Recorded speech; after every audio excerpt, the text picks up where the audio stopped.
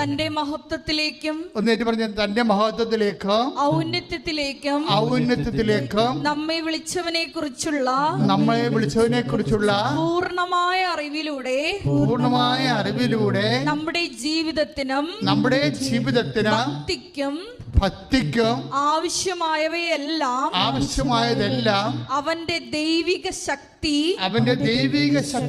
Not the point എന്താണ് അവന്റെ ദൈവിക ശക്തി. അപ്പൊ നമ്മുടെ ജീവിതത്തിന് ആവശ്യമായതെല്ലാം നടക്കുന്നത് എന്താണ്?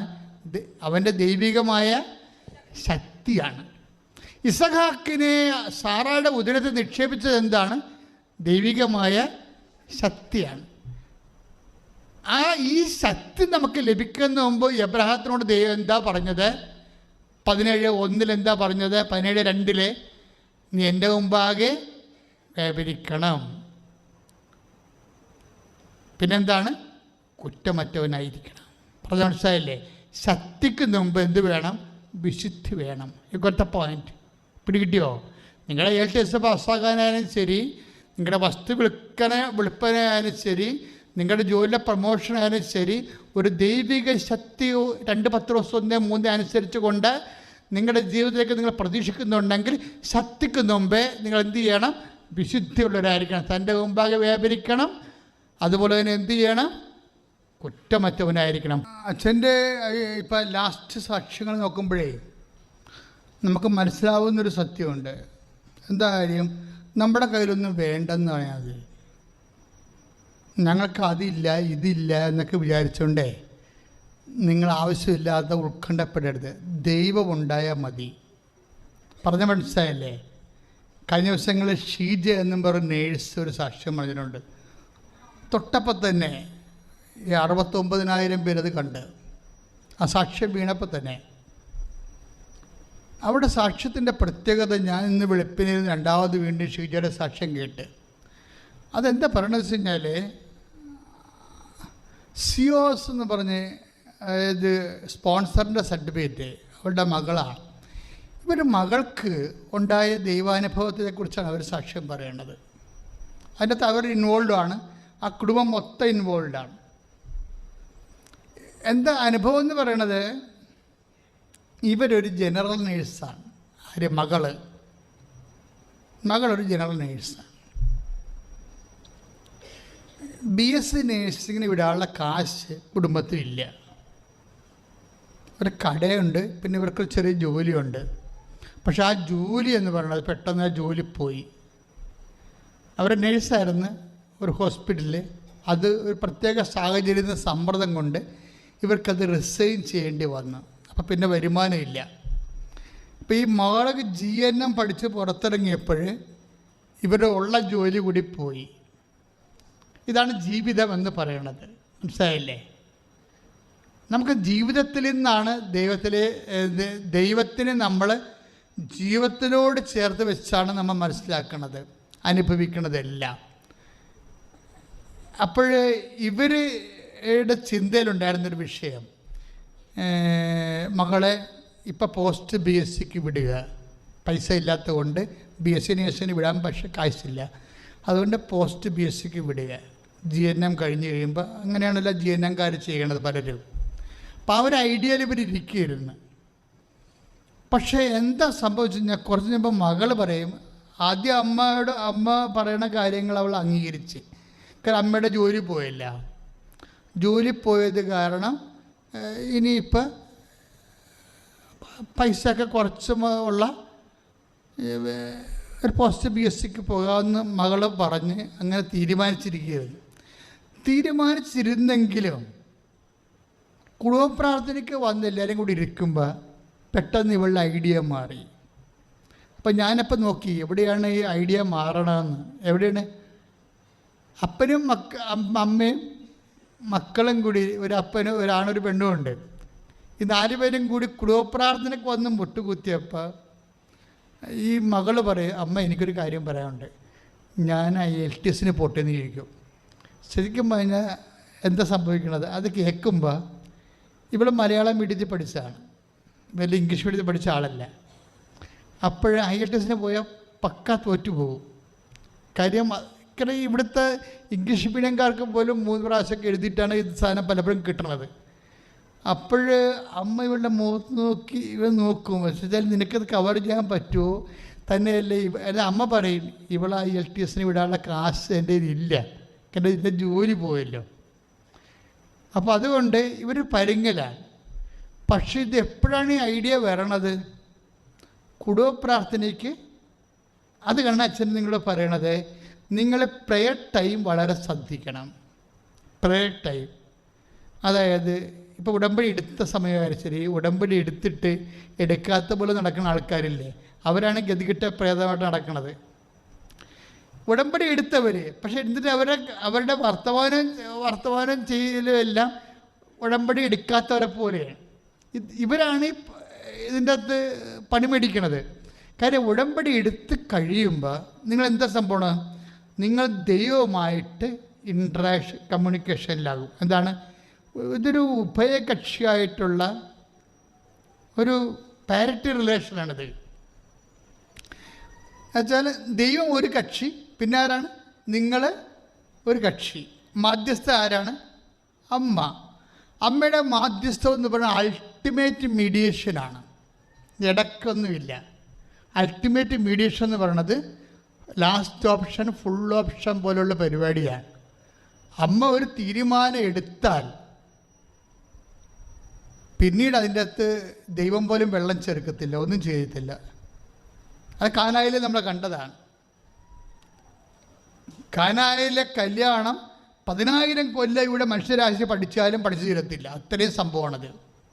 എന്താ കാര്യം, ഇവർക്ക് യേശുക്രിസ്തുവിനെ ഇൻട്രഡ്യൂസ് ചെയ്യുക എന്നുള്ള ഡ്യൂട്ടി ദൈവപിതാവ് അമ്മയെ ഏൽപ്പിച്ചിരിക്കുകയാണ്. എന്തുകൊണ്ടാണ് മരിയൻ മീഡിയേഷൻ ഇത്രയും അപ്രതിരോധ്യമാകാൻ കാരണം? ഇവിടെ കപ്പാസിറ്റി തന്നെയാണ്. ധ്യാനകേന്ദ്രങ്ങളൊന്നും മാതാവിനെക്കുറിച്ച് പറയണില്ലല്ലോ, എല്ലാവരും ക്രിസ്തു ഈശോനെക്കുറിച്ചല്ലേ പറയത്തുള്ളൂ. മാതാവിനെക്കുറിച്ച് പറഞ്ഞാൽ എന്താ പാപമാണെന്ന് പറഞ്ഞിട്ട് പാവപ്പെട്ടവരാണ് വരെ. ഞാൻ മാതാവിനെക്കുറിച്ച് മാത്രമേ പറയത്തുള്ളൂ. എന്താ കാര്യം എന്നറിയാവോ, എനിക്ക് പരിശുദ്ധാത്മാവ് നൽകുന്ന വെളിപാട് ഈ ലോകത്തിൻ്റെ രക്ഷ പ്രദാനം ചെയ്തതിൻ്റെ പിന്നിൽ ഇവരുടെ ഇൻവെസ്റ്റ്മെൻറ്റ് ഭയങ്കരമാണെന്നുള്ളതാണ്. പിതാവാണ് ഇവരെ തിരഞ്ഞെടുത്തത്. ആദ്യം ഒരു ഉടമ്പടി നടന്നായിരുന്നല്ലോ. ആദ്യത്തെ ഉടമ്പടി ആദമായിട്ടും ഹവ്വായായിട്ടും അവരാ ഉടമ്പടി ഉഴപ്പി.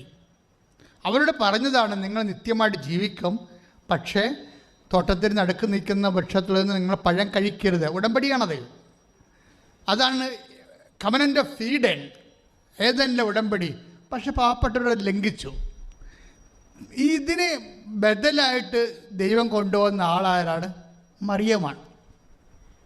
മറിയവുമായിട്ട് ഉടമ്പടി ചെയ്യുമ്പോൾ മറിയത്തിനെ ഷാഡോ ആയിട്ട് നിർത്തിക്കൊണ്ടാണ്, അടിസ്ഥാനപ്പെടുത്തിക്കൊണ്ടാണ് ഏഡനിലെ ഉടമ്പടി നടക്കുന്നത്.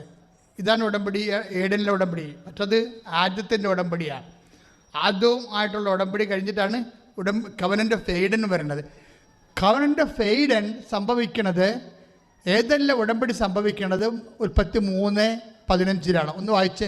നീയും സ്ത്രീയും തമ്മിലും നിന്റെ സന്തതിയും അവളുടെ സന്തതിയും തമ്മിലും ഞാൻ ശത്രുത ഉളവാക്കും. അവൻ നിന്റെ തല തകർക്കും. നീ അവന്റെ കുതികാലിൽ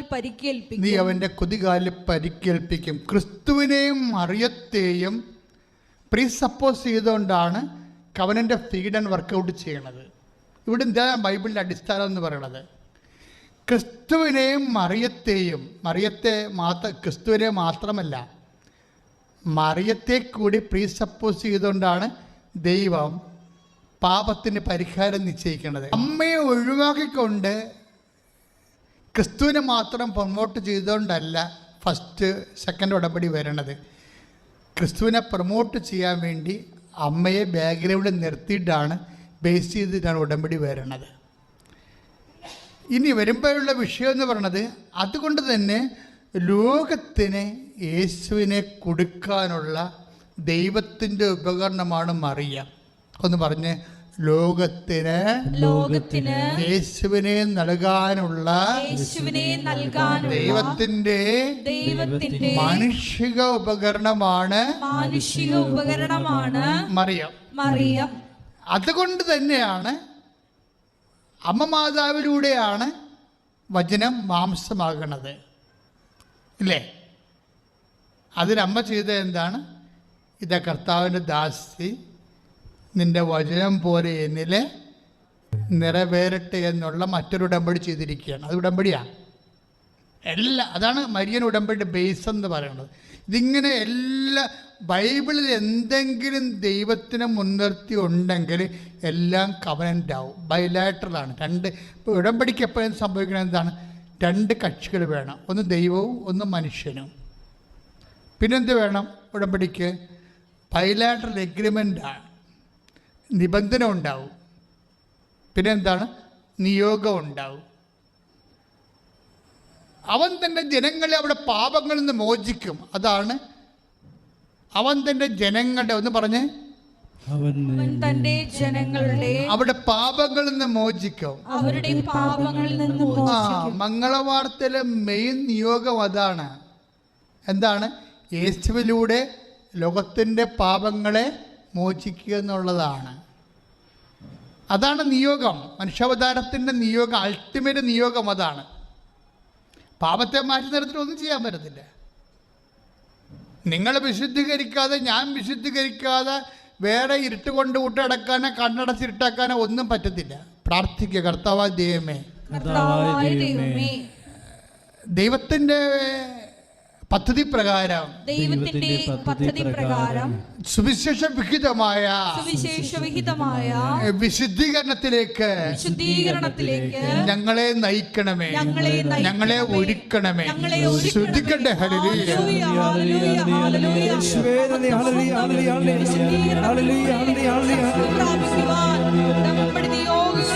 സാക്ഷീകരണത്തിനായി ഞങ്ങളെ ഉയർത്തണമേ. Hallelujah, hallelujah.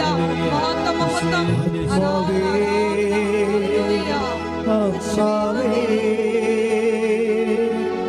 ഞങ്ങളിൽ നിറയണമേ. ആത്മാവേ, ആത്മാവേ, ഞങ്ങളിൽ നിറയണമേ. ലൂക്കാസ് സുവിശേഷം 1:31 ഏറ്റു പറഞ്ഞ, നീ ഗർഭം ധരിച്ച്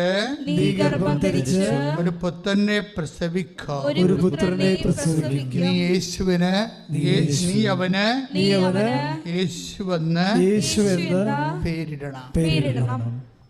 അപ്പം നീ ഗർഭം ധരിച്ച ഒരു പുത്രനെ പ്രസവിക്കും എന്ന് പറയുന്ന വചനത്തിലെ മാതാവിൻ്റെ ഇൻവെസ്റ്റ്മെൻ്റ് എന്താണ്? മാതാവിൻ്റെ ഇൻവെസ്റ്റ്മെൻ്റ് എന്താണ്? അവിടെ വിശ്വാസമാണ്. ദൈവം പറഞ്ഞ വചനത്തിൽ അവർ വിശ്വസിക്കുന്നത് കൊണ്ടാണ് പിന്നീട് പരിശുദ്ധാത്മാവ് അമ്മയെക്കുറിച്ച് എന്താ പറയണത്? മേരി, കർത്താവ് ഏറ്റു പറഞ്ഞ മേരി, കർത്താവ് നിന്നോട് അരുളി ചെയ്ത കാര്യങ്ങൾ നിറവേറുമെന്ന് വിശ്വസിച്ച നീ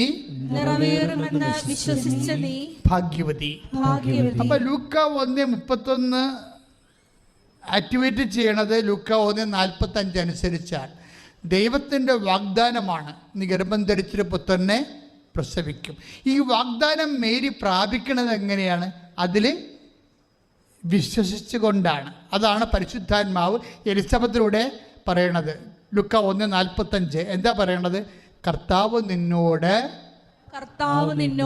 അരുളി ചെയ്ത കാര്യങ്ങൾ നിറവേറുമെന്ന് വിശ്വസിച്ച നീ ഭാഗ്യവതി. അപ്പൊ നമ്മൾക്ക് യേശുവിനെ തന്നത് ആരാണ്? മറിയത്തിന്റെ വിശ്വാസമാണ്. കൈയിടിച്ച് കർത്താവിനെ സ്തുതിക്കട്ടെ.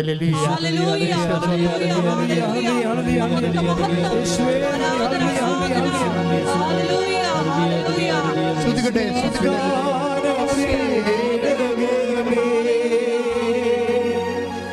സ്വർഗീയ പൊന്മലരേ, കൃപാസനത്തിൻ്റെ അമ്മേ,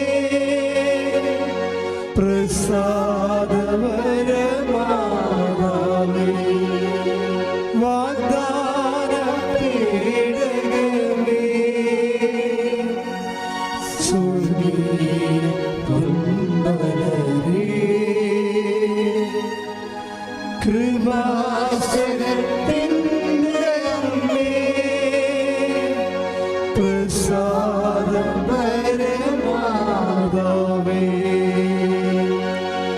ആവേ ആവേ ആവേ മരിയ കൈ വീശിക്കൊണ്ട് ആവേ ആവേ ആവേ മരിയ ആവേ ആവേ ആവേ മരിയ ആവേ ആവേ ആവേ മരിയ. പരിശുദ്ധ പരമദിവ്യകാരുണ്യത്തിന് നേരവും ആരാധനയും സ്തുതിയും പുകഴ്ചയും അപ്പൊ ഉണ്ടായിരിക്കും. മറിയത്തോട് ചെയ്ത വാഗ്ദാനമില്ലേ, നീ ഗർഭം ധരിച്ചൊരു പുത്രനെ പ്രസവിക്കും, അവൻ തന്നെ ജനങ്ങളെ അവിടെ പാപങ്ങളിൽ നിന്ന് മോചിക്കും എന്ന് പറഞ്ഞ വാഗ്ദാനമില്ലേ? ഈ വാഗ്ദാനം മറിയം പ്രാപിക്കുന്നത് എങ്ങനെയാണ്? ലുക്ക 1:45 വെച്ചുകൊണ്ടാണ്. എന്താ ലുക്ക 1:45 കർത്താവ് നിന്നോട് അരുളി ചെയ്ത കാര്യങ്ങൾ പറഞ്ഞേ. കർത്താവ് നിന്നോട് അരുളി ചെയ്ത കാര്യങ്ങൾ ദൈവത്തിന്റെ വചനം അല്ലേ, നിറവേറുമെന്ന് പറഞ്ഞേ. നിറവേറുമെന്ന് വിശ്വസിച്ച നീ ഭാഗ്യവതി. മറിയത്തിന്റെ വിശ്വാസം എന്തിലുള്ള വിശ്വാസമാണ്? കർത്താവിൻ്റെ വചനത്തിലുള്ള വിശ്വാസമാണ്. ഈ വിശ്വാസം പ്രഖ്യാപിച്ചുകൊണ്ട് മറിയം ഉടമ്പടി ചെയ്യുന്നുണ്ട് ദൈവത്തോട്. ഇതാണ് മറിയൻ ഉടമ്പടി എന്ന് പറയുന്നത്. മരിയൻ ഉടമ്പടി എന്ന് പറയുന്ന സംഭവം ഇതാണ്. എന്താണത്? ഇതാ കർത്താവിൻ്റെ ദാസി. 1:38 ഇതാ കർത്താവിന്റെ ദാസി, ഇതാ കർത്താവിന്റെ ദാസി, നിന്റെ വചനം പോലെ എന്നിൽ നിറവേറട്ടെ. ഇതാണ് മരിയൻ ഉടമ്പടി എന്ന് പറയുന്നത്. എന്താണ്? ദൈവം വാഗ്ദാനം തരും. ലുക്ക 1:31 മറിയം അതിൽ വിശ്വസിക്കും. ലുക്ക 1:45 എന്നിട്ട് മറിയം അതിനെ ഉടമ്പടിയുടെ ഭാഗമാക്കി മാറ്റും. എന്താണ്? ഇതാ കർത്താവിൻ്റെ ദാസി. ഉടമ്പടി എടുക്കുന്നവർ ദൈവത്തിൻ്റെ ദാസികളാകണം, ദാസനാകണം. കൈയിടിച്ച് കർത്താവ്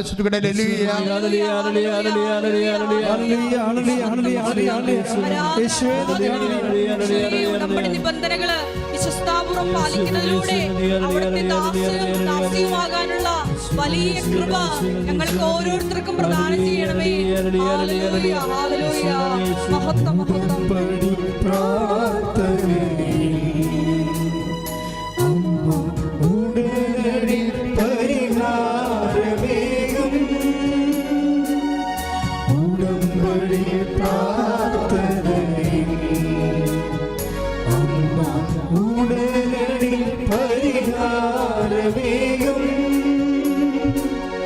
അവൻ പറയുന്നത്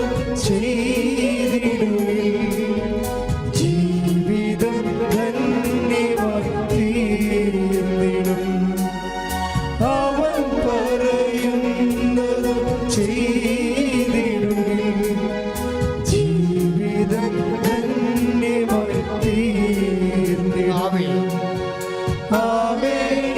ആവേ ആവേ മരിയ ആവേ ആവേ ആവേ മരിയ ആവേ ആവേ ആവേ മരിയ ആവേ ആവേ ആവേ മരിയ.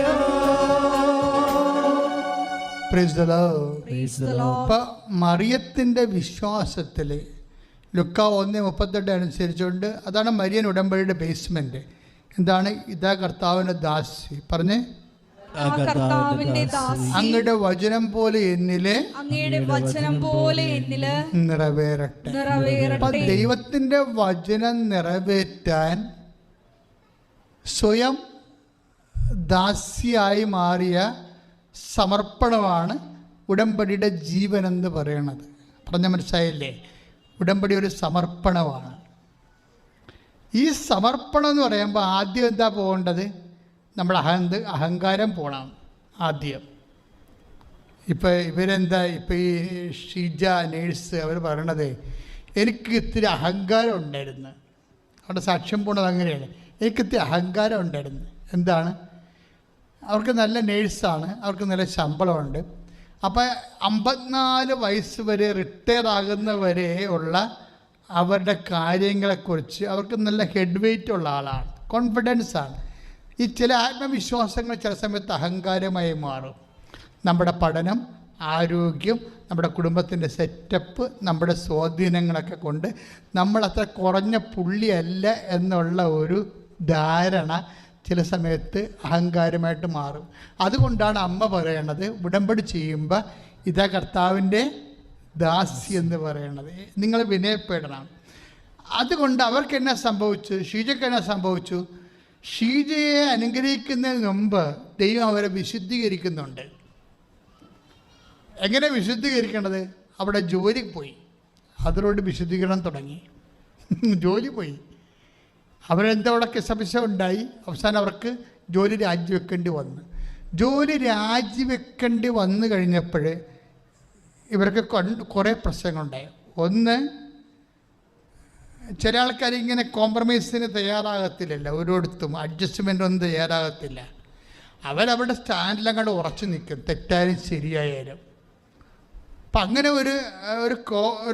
ഒരു പ്രത്യേക പേഴ്സണാലിറ്റിയാണ്. ഇതിൻ്റെ വരുമ്പോൾ എന്താ പ്രശ്നം വെച്ച് കഴിഞ്ഞാൽ, അങ്ങനെ ഒരു കടുംപിടുത്തമോ അല്ലെങ്കിൽ ഒരു ഭയങ്കരമായ ഒരു ശാഠ്യത നിന്ന് കഴിഞ്ഞാൽ അവിടെ എളിമ ഉണ്ടാകത്തില്ല.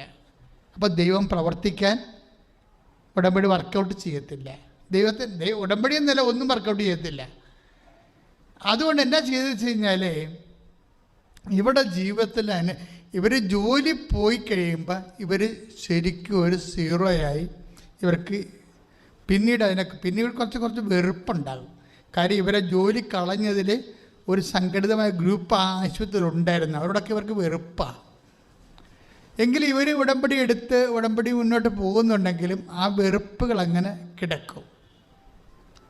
നിങ്ങളത് നോക്കണം. ഉടമ്പടി എബ്രാഹത്തിനോട് പറഞ്ഞില്ല ദൈവം, ഇപ്പം 25 കൊല്ലം കഴിയുമ്പോൾ 24ാമത്തെ കൊല്ലമാണ് പറയണത്, നീ എൻ്റെ മുമ്പാകെ തന്നെ ഉണ്ടാകണം, വിശുദ്ധി ഉള്ളവരായിരിക്കണം.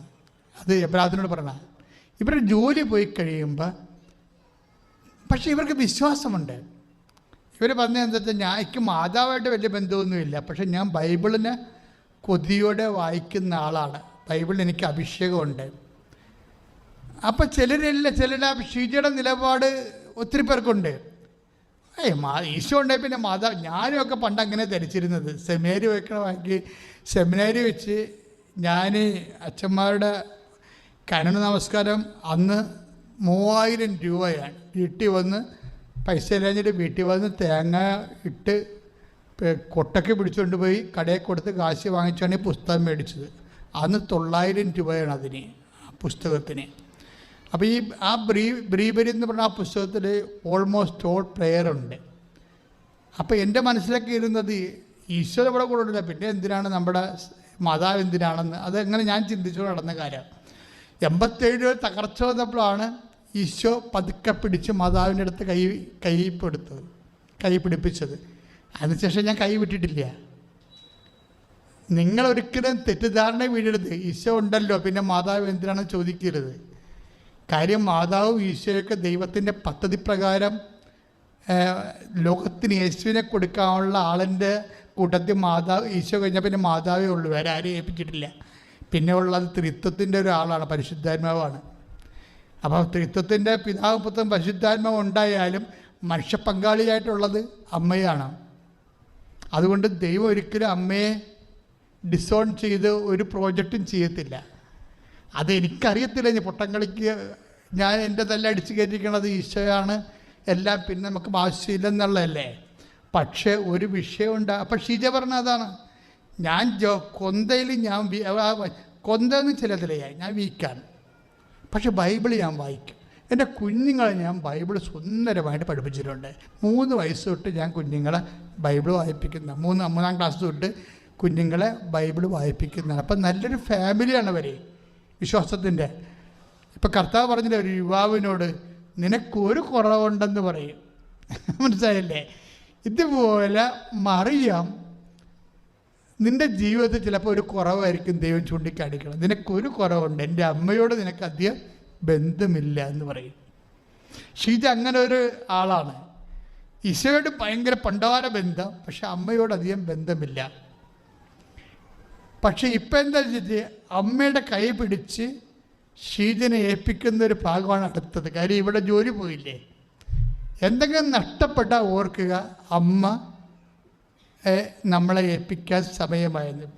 ബിഷപ്പ് ഷീൻ്റെ ഒരു പുസ്തകം പണ്ട് ഞാൻ വായിച്ചിട്ടുണ്ട്. വൈദികരുടെ തകർച്ചയെക്കുറിച്ച് എഴുതിയിരിക്കുന്നതാണ്. വൈദികർക്ക് തകർച്ച വന്നാൽ ദ ടഷറിങ് ക്ലേ, മൺപാത്രത്തിലെ നിധി എന്ന ആ പുസ്തകത്തിൻ്റെ പേര്. ടഷറിങ് ക്ലേ. ഇപ്പോൾ ബിഷപ്പ് ഷീനെ വിശുദ്ധനാക്കാൻ വേണ്ടി നടപടിക്രമം നടന്നുകൊണ്ടിരിക്കുന്ന സമയത്ത് ബിഷപ്പ് ഷീനെതിരെ ഒരു ആട്രിബ്യൂഷൻ ഉണ്ടായി. ബിഷപ്പ് ഷീൻ മെത്രാനായിരുന്ന കാലത്ത് അവിടെ എന്താണ് ഈ പോസ്കോ കേസ് ഉണ്ടായിട്ട് ബിഷപ്പ് ഷീൻ അതിനെ റിപ്പോർട്ട് ചെയ്തില്ല എന്നുള്ള ഒറ്റക്കുറ്റം കൊണ്ടാണ് ബിഷപ്പ് ഷീൻ്റെ വിശുദ്ധ പദവി തടഞ്ഞു വച്ചിരിക്കുന്നത് സഭ. ഒരു പോസ്കോ കേസ് ബിഷപ്പിൻ്റെ രൂപതയിൽ ഉണ്ടായിട്ട് റിപ്പോർട്ട് ചെയ്തില്ല. ബിഷപ്പിനത് അറിയാമായിരുന്നു ബിഷപ്പ് ഷീനെ. അതുകൊണ്ടാണ് ഇതൊക്കെ ഇപ്പോൾ മനുഷ്യന്മാരുണ്ടാക്കിയ പുതിയ നിയമങ്ങളാണ്. ഇതൊന്നും ഒരു മനുഷ്യൻ്റെ ദൈവദർശനത്തിലുള്ള വിശുദ്ധിയെ ചോദ്യം ചെയ്യപ്പെടത്തില്ല. ഇപ്പം ഇങ്ങനെയൊക്കെയുള്ള അന്ധതയിൽ ചെന്ന് വീണാലും കുറച്ച് കഴിയുമ്പോൾ ബിഷപ്പ് ഷീൻ വിശുദ്ധനായിട്ട് പ്രഖ്യാപിക്കപ്പെടും. കാരണം എന്താ വെച്ച് കഴിഞ്ഞാൽ ആ മനുഷ്യനിൽ നിന്നാണ് ഒരു കാലഘട്ടം ദൈവത്തെ കേട്ടത്. സത്യമായിട്ടും ഞാൻ ബിഷപ്പ് ഷീന് ഇങ്ങനെ ഈ ഇംഗ്ലീഷ് പ്രസംഗം മേടിച്ച് വെച്ചിട്ട് 83 കാലഘട്ടങ്ങളെല്ലാം ഇരുന്ന് കേട്ടുകൊണ്ടിരിക്കും. അത് കേൾക്കുമ്പോൾ അന്ന് അഭിഷേകം എന്താണെന്നൊന്നും അറിയത്തില്ലായിരുന്നു. പക്ഷെ ഇപ്പം എനിക്ക് മനസ്സിലാവുന്നുണ്ട് മുഴുവനും അഭിഷേകം ആ മനുഷ്യൻ്റെ വായിന്ന് വരുന്നതെന്ന്. ഈ വചനത്തിന് അങ്ങനെ ഒരു പ്രത്യേകത ഉണ്ട്. ഇതിങ്ങനെ തിരത്തള്ളിക്കൊണ്ട് വരും. എല്ലാ ആന്തരിക മുറിവുകളെയും സുഖപ്പെടുത്തി, നനഞ്ഞു പോയതിനെ വാടിയതിനെ തന്നെ എല്ലാം നിവർത്തി, ആറിപ്പോയതിനെ ചൂടാക്കിക്കൊണ്ട് കർത്താവിൻ്റെ ചൈതന്യം, ഒരു പുതു ചൈതന്യം ഇങ്ങനെ കേൾവിക്കാരിലേക്ക് ആവശിക്കപ്പെടുന്ന ഒരു അഭിഷേക പ്രഭാഷണമാണ് ബിഷപ്പ് ഷീൻ്റെത്. നല്ല സൂപ്പർ സിമ്പിൾ ഇംഗ്ലീഷിലേ. അപ്പോൾ അത് ഞാൻ ഒത്തിരി കേട്ടിട്ടുണ്ട്. അപ്പം അതിൻ്റെ അകത്ത് ഒരു വാക്കാണ്, വൈദികർക്ക് എന്തെങ്കിലും ഇഷ്യൂ ഉണ്ടെങ്കിൽ ഉടനെ നീ മാതാവിൻ്റെ അടുത്ത് വരണമെന്ന്. എന്താണ്?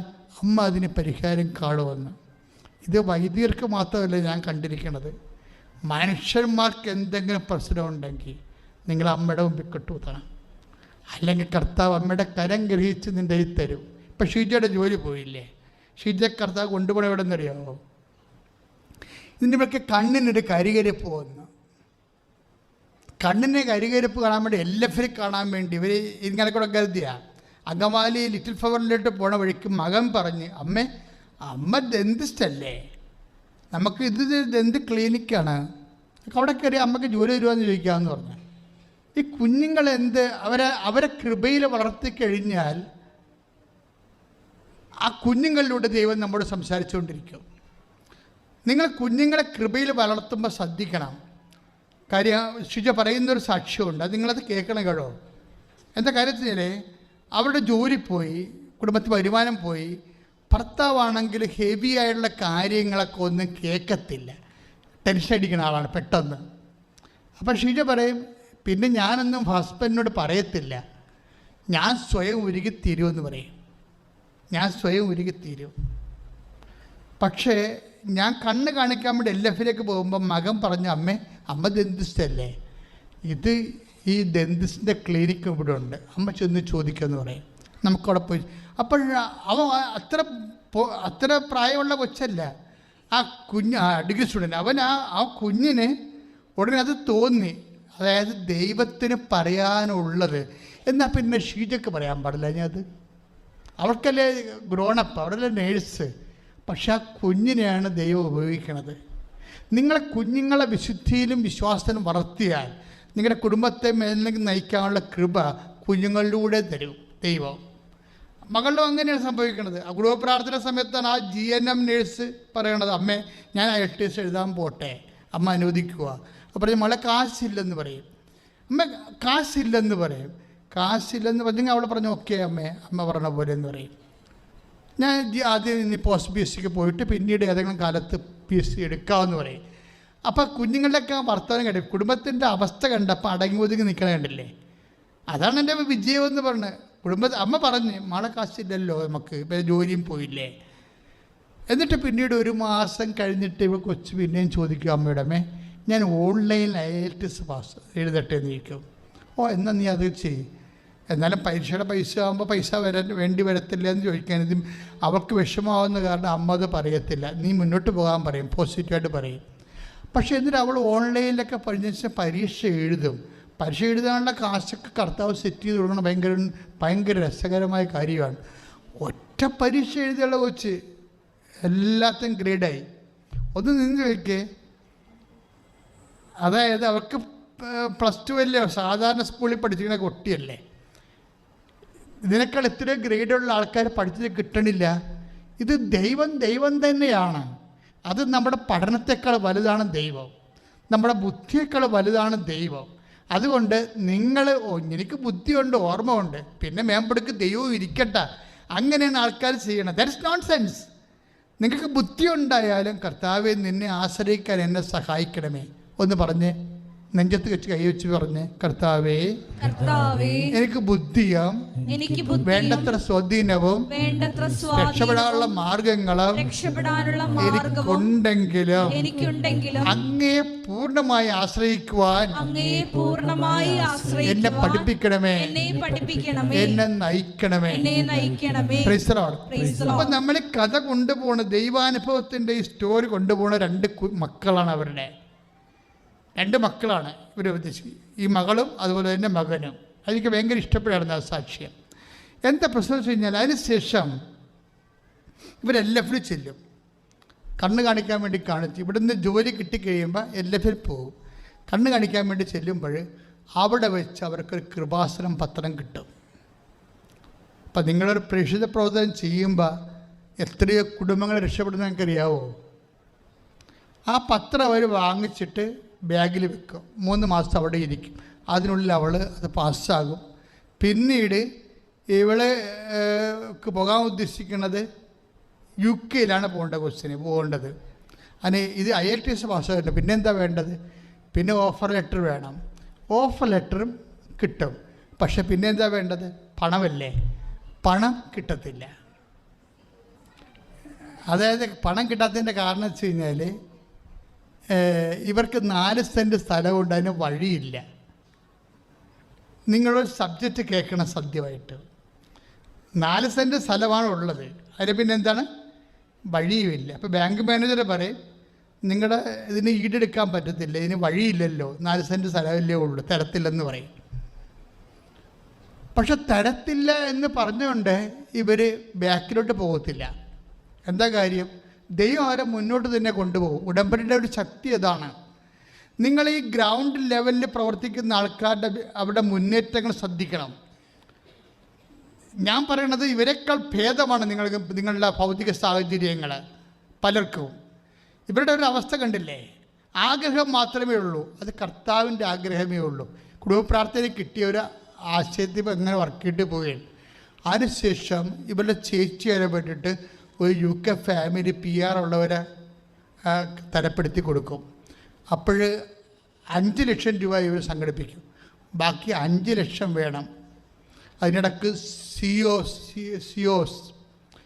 COS അതായത് അവരുടെ എഗ്രിമെൻ്റ് പേപ്പർ വരണം. അത് വരത്തില്ല. ആ എഗ്രിമെൻ്റ് പേപ്പർ വരാതെ ഇവർ ശരിക്കും വെള്ളം കുടിക്കും. അപ്പോഴാണ് ഇവർ വന്ന് ഉടമ്പടി എടുക്കുന്നത്.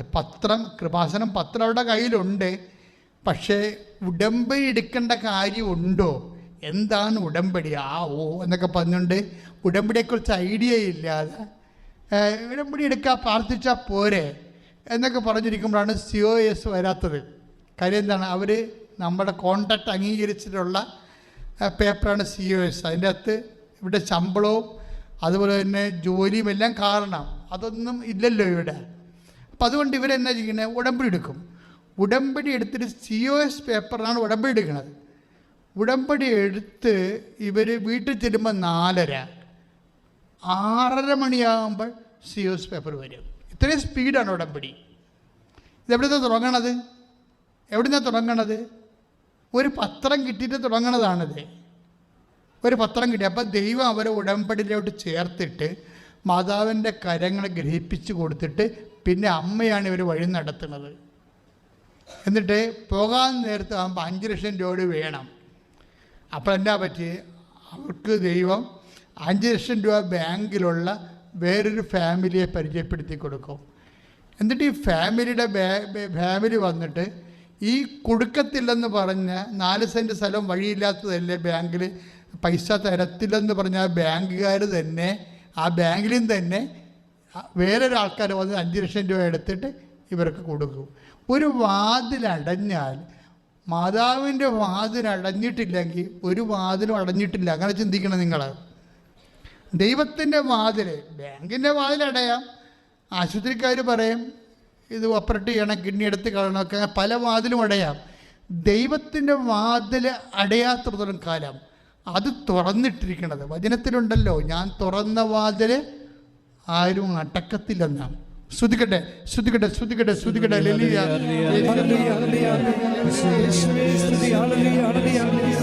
യേശുവേ ആരാധന ആരാധന ആരാധന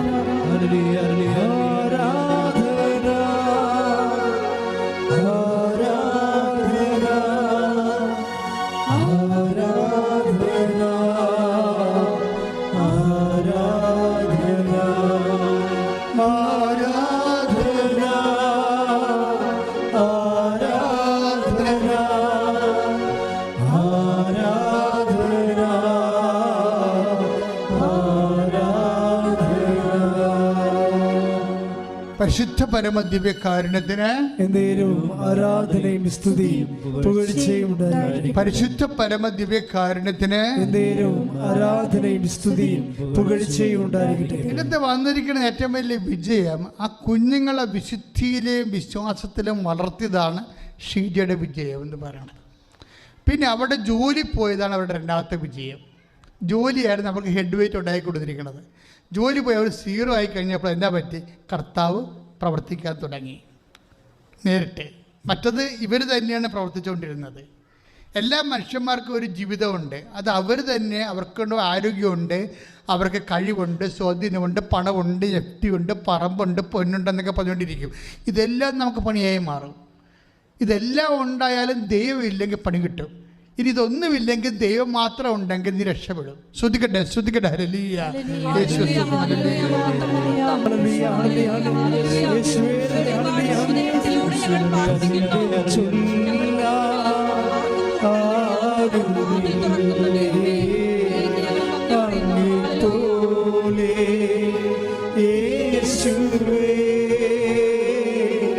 തുല്യം ചൊല്ല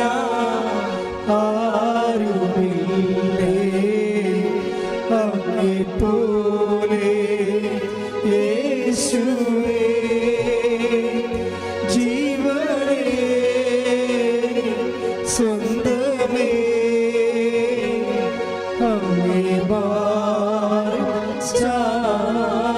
ജീവനെ സ്വന്തമേ ജീവനേ സ്വന്തമേ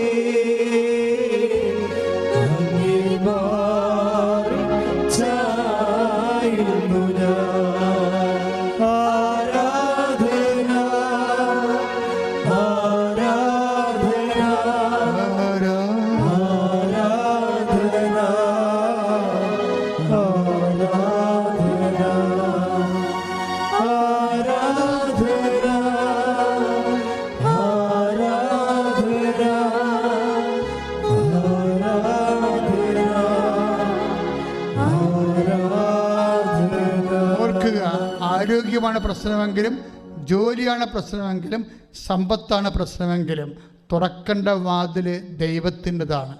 വേറെ മനുഷ്യന്മാരുടെ വാതിൽ അടഞ്ഞു എന്ന് പറഞ്ഞുകൊണ്ട് നമുക്കിട്ടൊരു ചുക്കും ചെയ്യാൻ പറ്റത്തില്ല. കാരണം എന്താണ്? ദൈവം തുറന്ന വാതിൽ അടക്കാൻ ആർക്കും പറ്റത്തില്ല. വെളിപാട് 3:7-8. വെളിപാട് 3-ാം അധ്യായം 7-ാം വാക്യം അയച്ചോളൂ. പരിശുദ്ധനും സത്യവാനും ദാവീദിന്റെ താക്കോൽ കൈവശമുള്ളവനും മറ്റാർക്കും അടയ്ക്കാൻ കഴിയാത്തവണ്ണം തുറക്കുന്നവനും മറ്റാർക്കും തുറക്കാൻ കഴിയാത്ത വിധം അടയ്ക്കുന്നവനും ആയവൻ പറയുന്നു, നിന്റെ പ്രവൃത്തികൾ ഞാൻ അറിയുന്നു. Praise the Lord. സ്തുതിക്കട്ടെ സ്തുതിക്കട്ടെ. Hallelujah hallelujah hallelujah hallelujah hallelujah hallelujah യേശുവേ ആരാധന മഹത്വം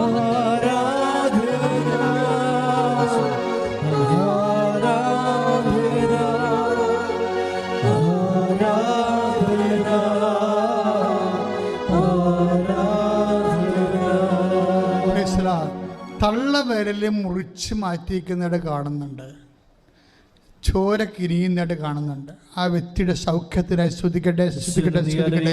യേശുവേ നന്ദി, ഹല്ലേലൂയ, ഹല്ലേലൂയ, ഹല്ലേലൂയ. യേശുവേ ആരാധന, ആരാധന, ആരാധന,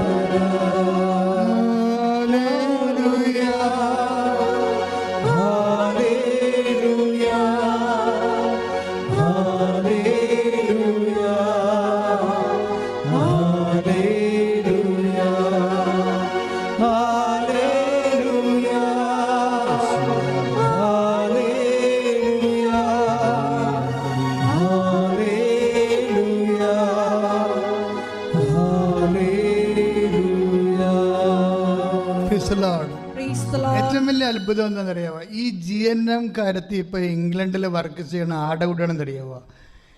MSc നേഴ്സുകാരുടെ കൂടെ വർക്ക് ചെയ്തിരിക്കുന്നത്. This is the situation. ഇവർ GNM ജനറൽ നേഴ്സാണ്. BSc നേഴ്സുമാരുടെ കൂടെയും MSc നേഴ്സുമാരുടെ കൂടെ വർക്ക് ചെയ്യണത്. അത് കർത്താവ് തീരുമാനിക്കും. നീ വിശ്വാസത്തിൽ നിൽക്കുക, ഉടമ്പടിയോട് വിശ്വസ്തത കാണിക്കുക, ബാക്കി കാര്യങ്ങൾ ദൈവം തീരുമാനിക്കും. നീ തന്നെ കിടന്നുകൊണ്ട് നീന്തി തുടിച്ചിട്ട് വിഷമിക്കേണ്ട കാര്യമില്ല. കർത്താവ് നിന്നെ പൊക്കിയെടുത്ത് വെക്കേണ്ട സ്ഥലത്ത് വെച്ചിരിക്കും. ദാനിയേലിൻ്റെ സിംഹക്കുഴിയിലെ ദാനിയേലിന് ഭക്ഷണം കൊടുക്കുന്നത് ഹബക്കൂക്കിനെ പൊക്കിക്കൊണ്ടുപോയാണ്. ഹബക്കൂക്ക് ഭക്ഷണം കൊണ്ട് എങ്ങോട്ട് പോകുകയായിരുന്നു. ഹബക്കൂക്കിന് അങ്ങനെ തന്നെ പൊക്കിയെടുത്തിട്ടാണ് ദാനിയേലിൻ്റെ അടുത്ത് കൊണ്ട് വെക്കുന്നത്. ആരെക്കൊണ്ടാണെങ്കിലും കർത്താവ് നിന്നെ നിലനിർത്തി തന്നിരിക്കും. അതുകൊണ്ട് നീ കർത്താവിനോട് ഉടമ്പടി വഴി ഐക്യപ്പെട്ടിരിക്കുന്ന ഐക്യത്തെ മാനിച്ചുകൊണ്ട് ഉടമ്പടിയുടെ ജീവിതം നയിക്കുക. ദൈവം നിന്നെ സഹായിക്കട്ടെ. Price the Lord. ബഹുമാനയുടെ അച്ഛൻ ഇപ്പോഴ്, പ്രഭു അച്ഛൻ ഇപ്പോഴ് ആശീർവാദം നൽകും. എല്ലാവരും മുട്ട നിൽക്കുക. നമ്മുടെ എല്ലാ ഉടമ്പടി നിയോഗങ്ങൾ പരിശുദ്ധ അമ്മയുടെ മധ്യസ്ഥയിൽ ദിവ്യകാരുണ്യനാഥന് മുമ്പിൽ സമർപ്പിച്ചുകൊണ്ട് അമ്മയുടെ പ്രത്യക്ഷീകരണത്തിൻ്റെ സാക്ഷികളായി എന്നെയും എൻ്റെ കുടുംബത്തെയും ഉയർത്തണമേ എന്ന് പ്രാർത്ഥിച്ചുകൊണ്ട് നമുക്ക് ശിരസ് നമിച്ച് ദിവ്യകാരുണ്യനാഥൻ്റെ ആശീർവാദം സ്വീകരിക്കാം. Hallelujah, hallelujah. യേശുവേ നന്ദി, യേശുവേ ആരാധന. ഹൃദയം തുറന്ന് നിങ്ങളുടെ നിയോഗങ്ങളുടെ മേൽ പരിശുദ്ധ അമ്മയുടെ മധ്യസ്ഥതയാൽ വലിയ ഇടപെടലുണ്ടാകാൻ വേണ്ടി പ്രാർത്ഥിച്ചുകൊണ്ട് ആഗ്രഹിച്ചുകൊണ്ട് സ്തുതിച്ച് പ്രാർത്ഥിക്കാം. Hallelujah, hallelujah. മഹത്വം, മഹത്വം. ആരാധന, ആരാധന. Hallelujah, hallelujah. മഹത്വം, മഹത്വം. ആരാധന, ആരാധന. ഹല്ലേലൂയ. യേശുവേ നന്ദി, യേശുവേ ആരാധന. Hallelujah, hallelujah. Hallelujah, hallelujah. Hallelujah, hallelujah. മഹത്വം, ആരാധന, ആരാധന. ഹല്ലേലൂയ. യേശുവേ നന്ദി, യേശുവേ ആരാധന. Hallelujah, hallelujah. യേശുവേ നന്ദി, യേശുവേ ആരാധന. പരിശുദ്ധ പരമമാ ദിവ്യകാരുണ്യമേ, എന്നുമെന്നും അങ്ങേയ്ക്കാരാധന. പരിശുദ്ധ പരമമാ ദിവ്യകാരുണ്യമേ, എന്നുമെന്നും അങ്ങേയ്ക്കാരാധന. പരിശുദ്ധ പരമമാ ദിവ്യകാരുണ്യമേ, എന്നുമെന്നും